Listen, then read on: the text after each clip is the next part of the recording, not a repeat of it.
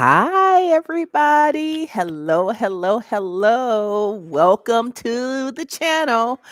This is the first time that I have been live in quite some time.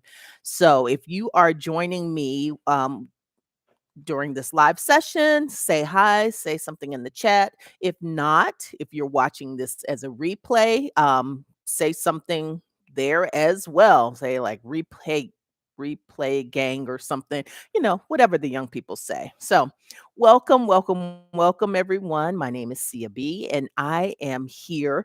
This channel is primarily dedicated to side hustle success for women.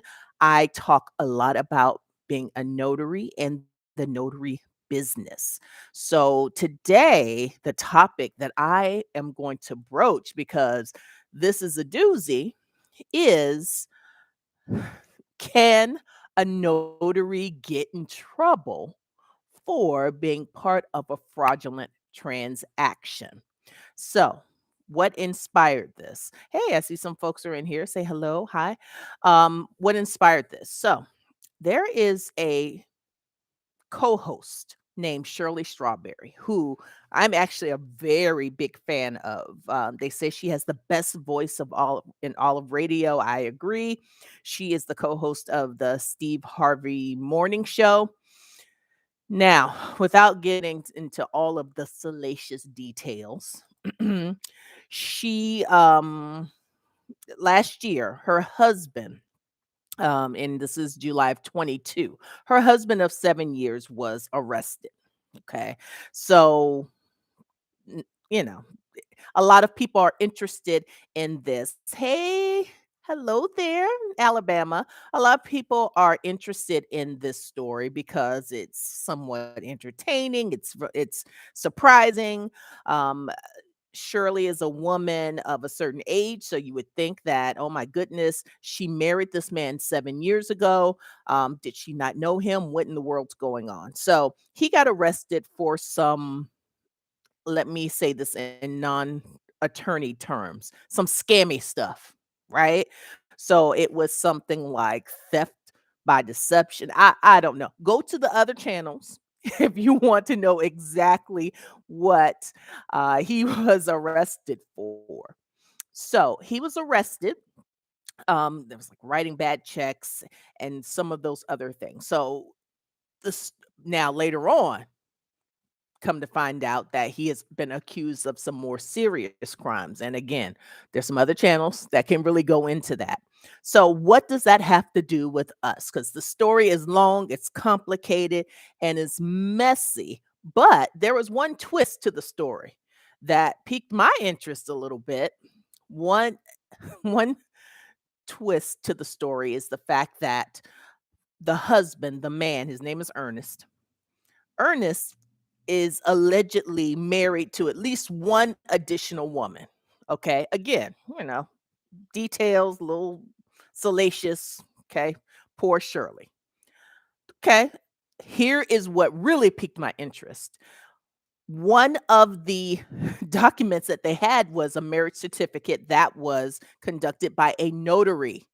So it was a marriage that was conducted by a notary. And if you are a notary, you know that in some states that will allow you to, in some states, conduct wedding ceremonies, etc. Cool.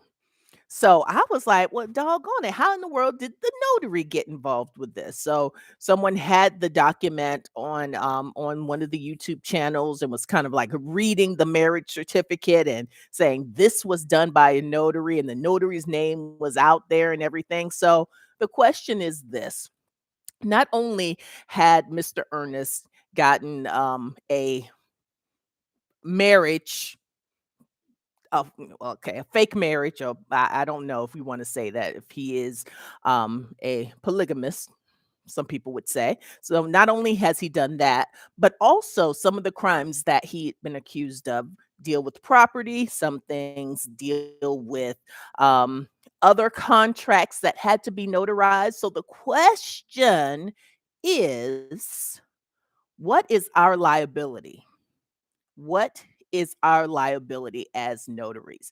Can the notary who married Ernest and the other wife get in trouble? That's a question. Type into the comments if you think you know the answer. If you want to give a guess, can that person be held liable, or could that notary get in trouble? Okay, so before we start down this road, I do want to say this. You know that being a notary is very, very state specific, but I'm not going to really go into things that are state specific. What I want to talk about is really kind of what's universal. Okay. Here's the general universal rule of thumb. Okay. If you do something that you knew or you should have known was wrong, untrue, something seemed fishy, etc., yes, you can get into trouble. You can get into trouble for that. Um, as a notary, you are a public official and you have got to use your professional judgment and knowledge. Now, it's our job to note it's our job to verify the person's identity, we know that, and to make sure that the person's participating of their own free will. Now, some people would say, "Hey, come on now, Sia, isn't it true that the contents of the document, for the most part, that's none of my business?" That is true. However, at the end of the day, you have to think about it this way.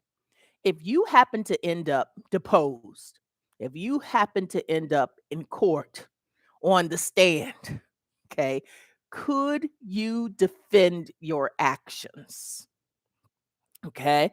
So, if something doesn't seem right, you are within your rights to say, I don't feel comfortable with this. I need additional documentation. I'm not going to be able to conduct this signing. I'll give you an example. I've had several, unfortunately, cases where people have wanted me to kind of notarize like advanced directives, wills, powers of attorney, okay, when the principal person did not seem to be cognizant, okay? So I verified the person's identity. It's grandma, that's her. She's there. But I've had instances where I've had the person, there was literally a hospital bed kind of in the living room because the person was in a tough shape. Um Now you can be in tough shape and be cognizant of what you're doing. So that's not the issue. If you are in your quote unquote right mind, then that's fine. If your body is ailing, that's fine. But if you know that that person, or if you have a question about whether or not that person is not kind of with it or does not have all of their faculties, it's your job to either question that person, turn them away, ask for additional information, do something because you do not want to be in a situation. In fact, I got a call about some paperwork that I notarized for a family. Okay, it was a mother and son.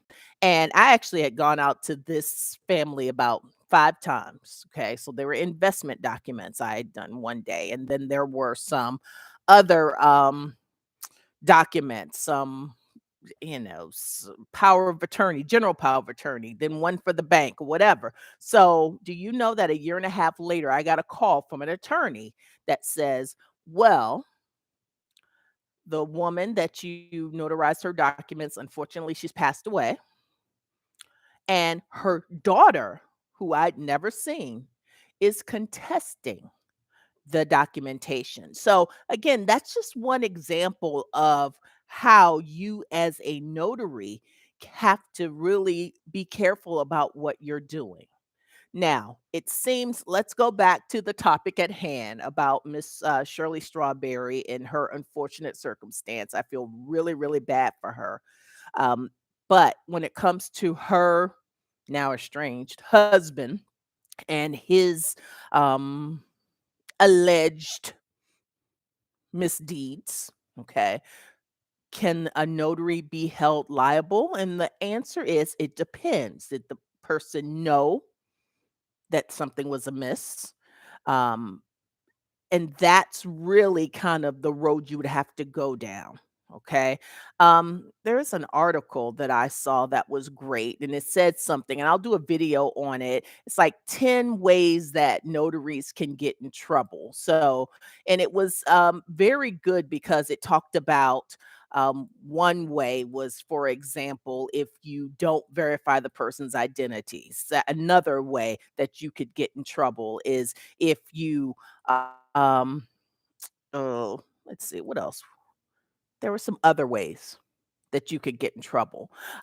If you do not, um, in some states, record the transaction. So those are some of the things that I say that you need to make sure that you're aware of as a notary. So that's all. I just wanted to hop on and I just wanted to talk about that again. When I am watching television, when I'm listening to the news, I listen out for kind of how it intersects with my world, of course, and also how it intersects with my world as a notary. So, just wanted to hop on and talk about that a little bit.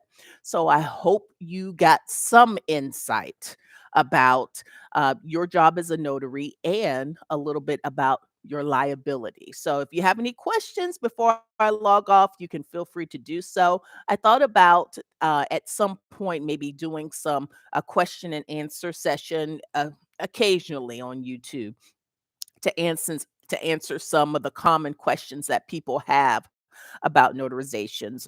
If you have seen any of my other videos, you know that I'm also on the Notarized platform, and people tend to have a lot of questions about Notarize. So, if I decide to do that, I will come back on and or do a video to kind of introduce that idea so that people can get answers in real time. So, and if that's it, folks, that's all that I have to say this evening. I hope you all have a wonderful, wonderful rest of the night. And until next time, bye bye.